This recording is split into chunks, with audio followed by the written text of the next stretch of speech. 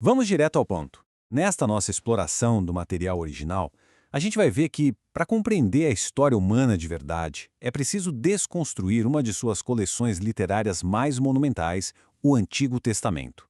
Analisando a estrutura e o propósito de forma totalmente objetiva, a gente vai investigar o alicerce absoluto da tradição judaico-cristã.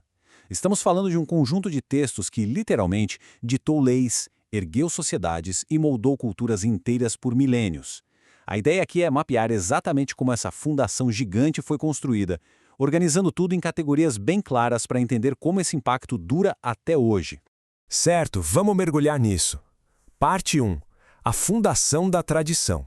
39. Olha, é crucial a gente entender a magnitude desse número, viu? Não é só um livrinho contínuo, de jeito nenhum. É uma verdadeira biblioteca antiga, compilada ao longo de séculos e séculos por dezenas de autores diferentes. Pegando o cânon protestante como base, essas 39 obras distintas se unem para formar base estrutural de toda a tradição. É uma mistura de vozes, épocas e propósitos variados que, no fim das contas, formam uma coleção incrivelmente unificada.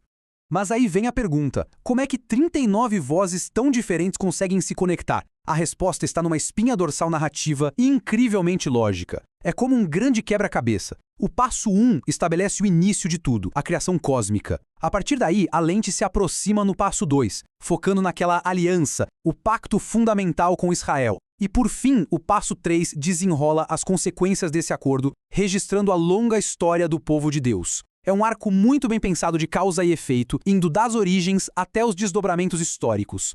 Vamos avançar e ver como isso se constrói. Parte 2. A lei e a história. Os primeiros pilares. E o que é realmente interessante neste ponto é esse primeiro pilar, o famoso Pentateuco. Essa palavra vem lá da etimologia e se refere aos 5 primeiros rolos dessa imensa biblioteca. Conhecidos como a lei ou a Torá, eles funcionam quase como a constituição original da tradição judaico-cristã.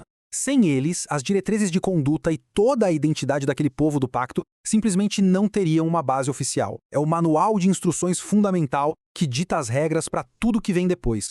Já o segundo pilar é uma consequência direta do primeiro. Pensa bem, uma vez que a lei foi estabelecida, como foi viver sobre essas regras na prática? A categoria dos livros históricos entra em cena exatamente para documentar isso, mostrando a trajetória supercomplexa de Israel na Terra Prometida. É o registro factual no território, batalhas, transições políticas, sucessos monumentais e fracassos terríveis da nação. Trata-se do arquivo histórico real do desenvolvimento de um povo no seu espaço. E isso nos leva à parte 3, poesia e profecia, os pilares finais. O terceiro pilar traz os livros poéticos e sapienciais. Aqui, a gente deixa um pouco de lado a frieza dos registros históricos e a rigidez das leis e mergulha de cabeça na experiência humana interna. Salmos e Provérbios são exemplos perfeitos disso. Salmos atuava quase como a trilha sonora emocional daquele povo, sabe? O ápice da adoração musical e poética. Já Provérbios entregava aquela sabedoria de vida mastigada para sobreviver no dia a dia, adicionando uma camada filosófica profunda e muito prática à tradição.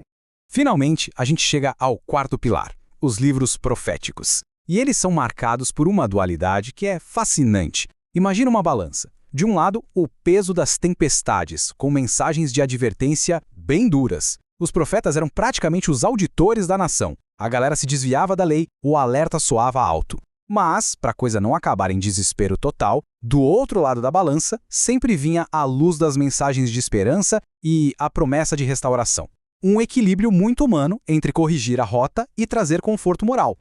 E isso ilustra de forma brilhante a anatomia de todo o Antigo Testamento num único relance. Quando a gente olha para essa estrutura como um todo, vê as 4 categorias trabalhando junto, com suas funções essenciais. O Pentateuco cravando a lei, os históricos registrando a trajetória, os poéticos abrigando as reflexões da alma e os proféticos entregando as mensagens. É um ecossistema literário incrivelmente coeso, feito sob medida para abranger absolutamente todas as facetas da experiência de um povo, operando em perfeita harmonia.